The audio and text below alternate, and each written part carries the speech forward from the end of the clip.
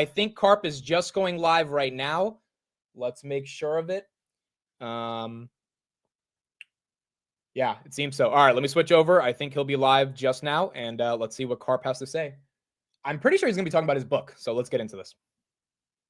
That Silicon Valley and the West have lost their way. Joining us right now is Alex Karp, Palantir CEO and co-founder. His first book is out this morning, The Technological Republic, Hard Power, Soft Belief, and the Future of the West. We want to thank you for joining us. It's kind of risque.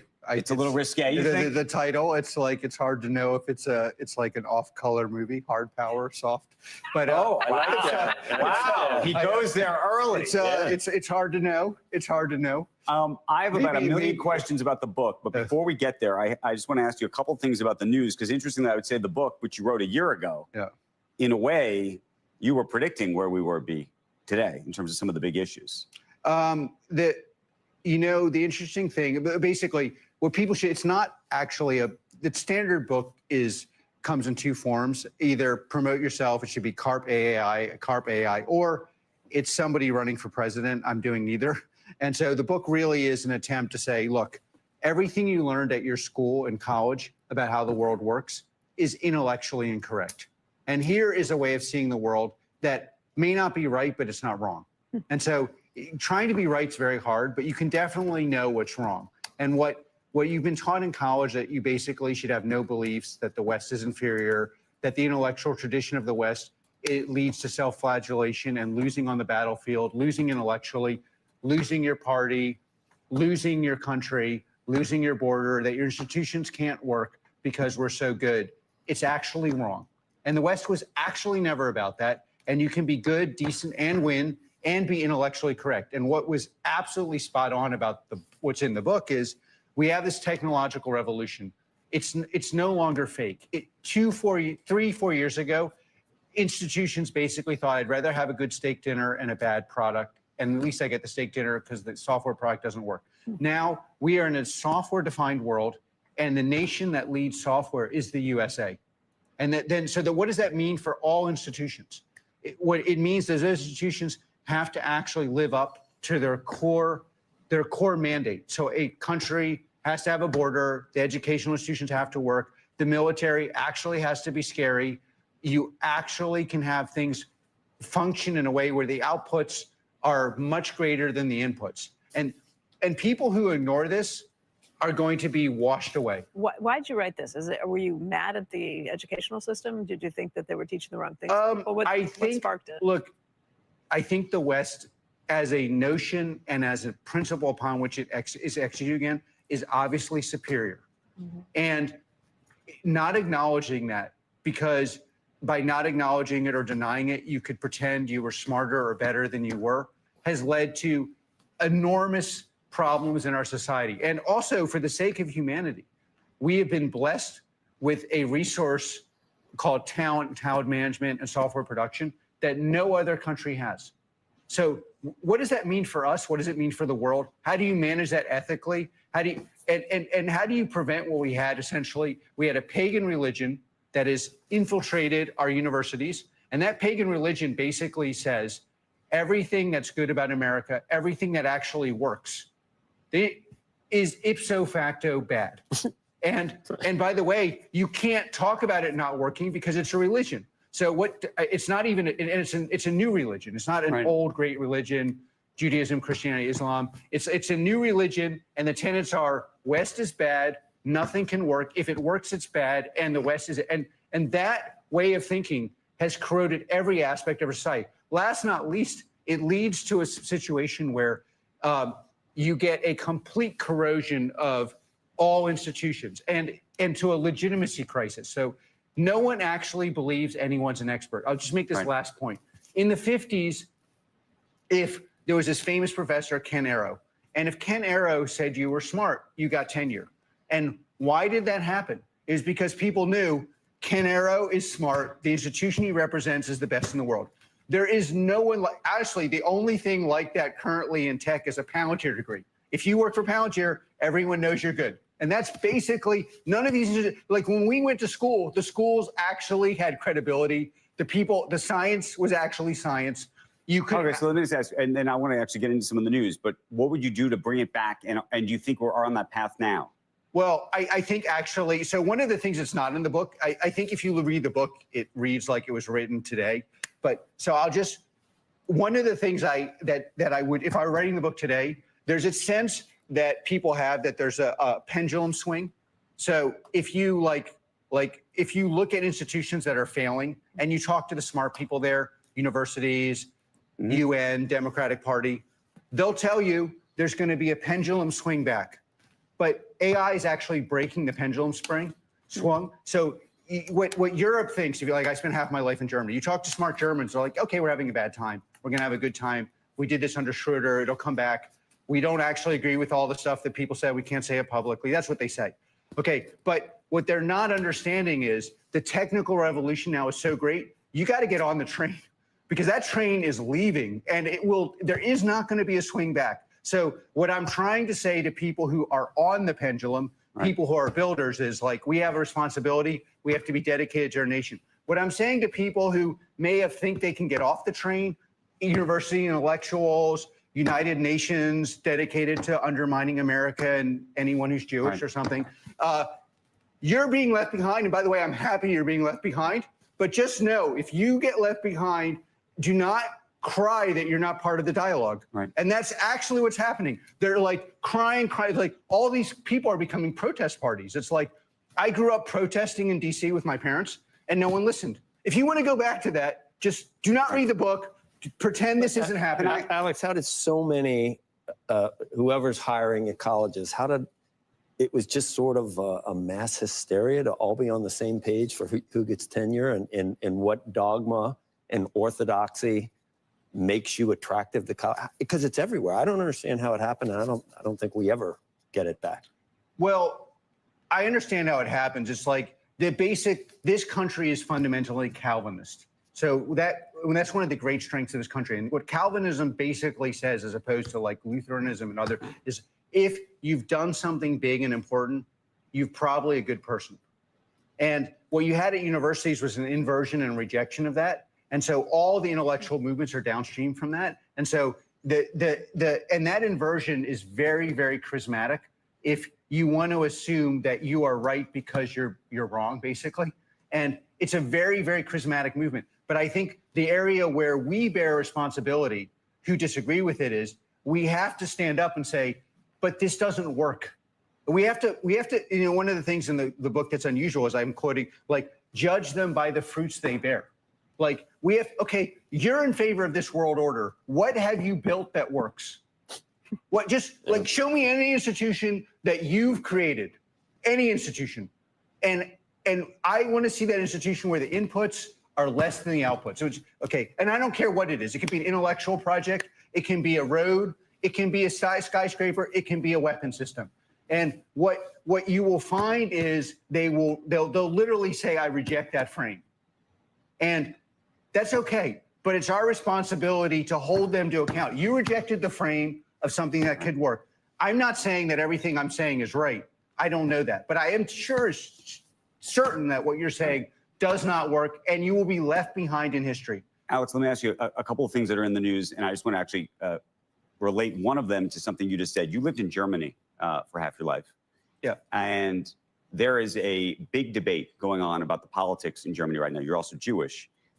And there is support, and you've even seen it over the weekend. Marco Rubio and Elon Musk and others have been very supportive of the alt-right movement in Germany, while there have been questions about their association with some supporting Nazis and other things. I'm curious where you land on that. I don't want to go into the technical weeds here, but the problem in Germany is that somehow the small portion of Germans that believe you cannot talk about migration without being a bigot, which is about probably 15%, 90% of them vote for the Green parties, have somehow tricked the larger parties into saying they will only vote for things if the far right doesn't vote with them, which basically, as a matter of pragmatic power, shifts all immigration policy to a small group of people that literally will not let you discuss the fact that Afghani immigrants to Germany have a 70x propensity compared to German population to commit certain kind of crimes. And that in the last couple of weeks, every single terror attack has been the result. Did you go to jail for pointing that out? You'll get into trouble, but this is the weird thing. Again, there's a lesson in this book, which is do not allow yourself to become a product of people you may tacitly agree with. So, like, I'm sympathetic with non-discrimination. I don't believe in discrimination across any variable, but you are being turned into a product by a certain small sector of the left because you're not allowed to talk about facts. Like, in the last couple of weeks, every week there's what happens in Germany is there's a terror attack in the morning and the Greens and the left protest the far right in the afternoon. This is literally what's happening. And the average German, I know so many Germans who would never even use the term Alternative für Deutschland 4 weeks ago that are telling me like, yeah, screw it, I'm going to vote for them. And the reason why is it's our responsibility. And you see this, by the way, why is the Democratic Party committing suicide? It's because in the U.S. you're talking about. In the U.S., it's the same thing. It's like we're not allowed to admit, we're not allowed to do true false. Like, okay, I agree with this person, I don't agree with this person. We literally have to say anything that's ever been uttered from this person in the total timeline has to be wrong, including border, defense, and this is happening in every Western country. And again, it's a very similar to the question you asked. Okay, we know why they do it. The Greens and others are really smart to do this because then in the end, they define how the society's run.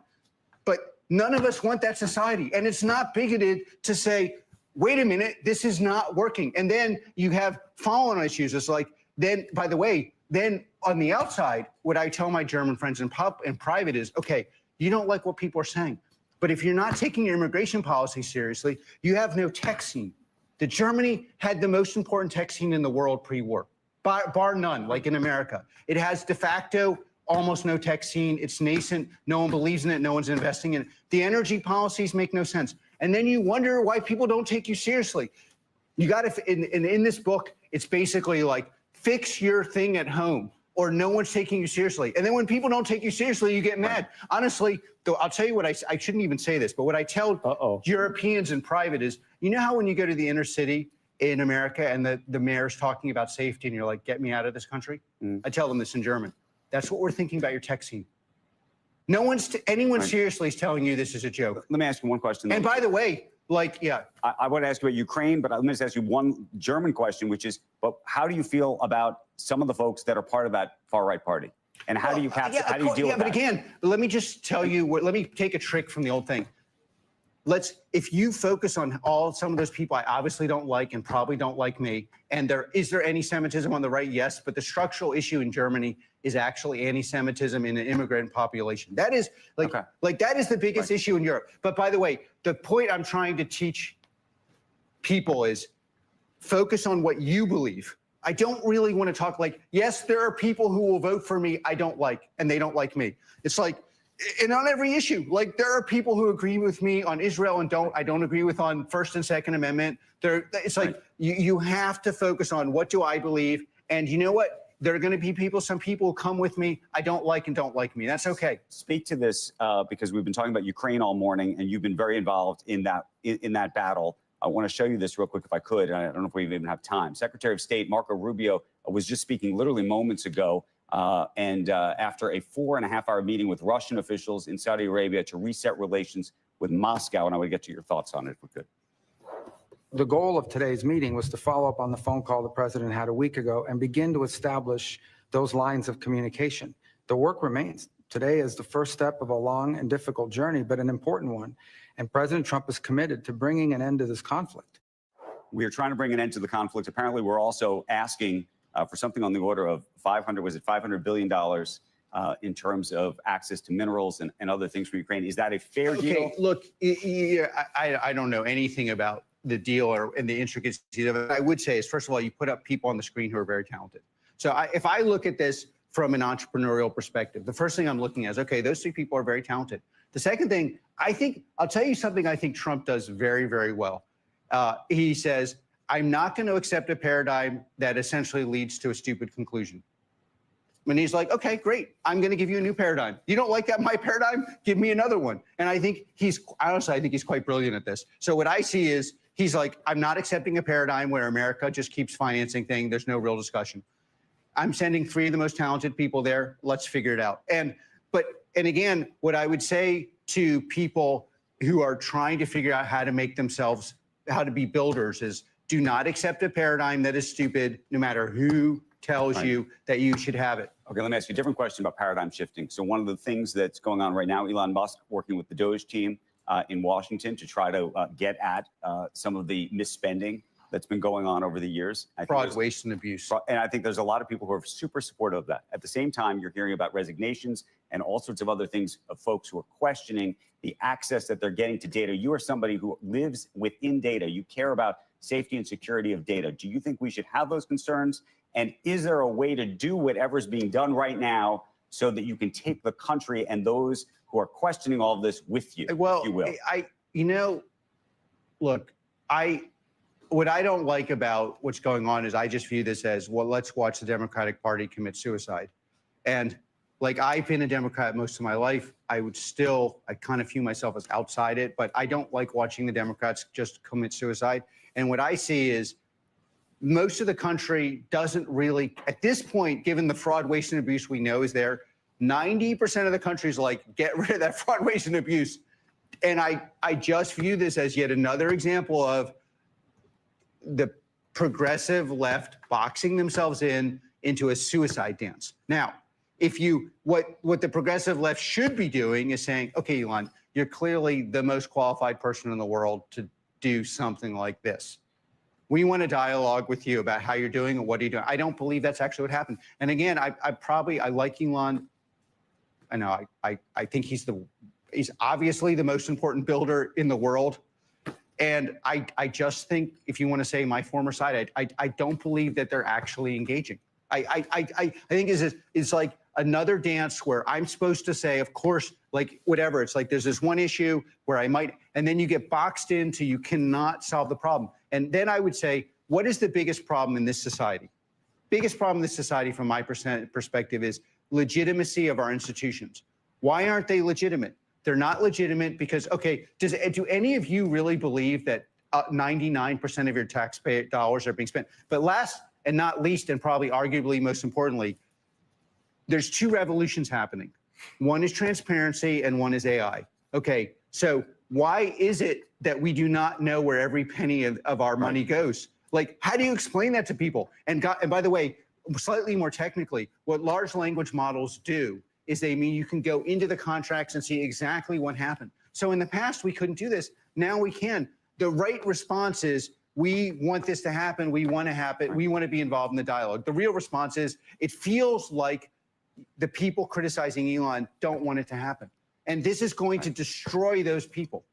Alex Karp, the book is called The Technological Republic. We want to thank you for being here. You come back tomorrow. You can come back tomorrow. Can you come back next tomorrow? day. We can do this. We're going I like, I'm not used to, I thought this was a joke because I'm not used to being reinvited. No, we're starting at 6. We'll see we you start there. at 6. We got 3 hours. We're going We do it every morning. Because you're just getting started. We're not off yet. We're not off. We got about 15 seconds before we I'm hand it telling over to the I just told everybody I want you back. Okay. tomorrow. Well, I'm not used to, like, the Groucho Marx thing. I wouldn't go to a club that would have me as a member. I'm not used to being reinvited. See you tomorrow morning. Take care. Make sure you Bye. join us. Squawk on the Bye. Street is next.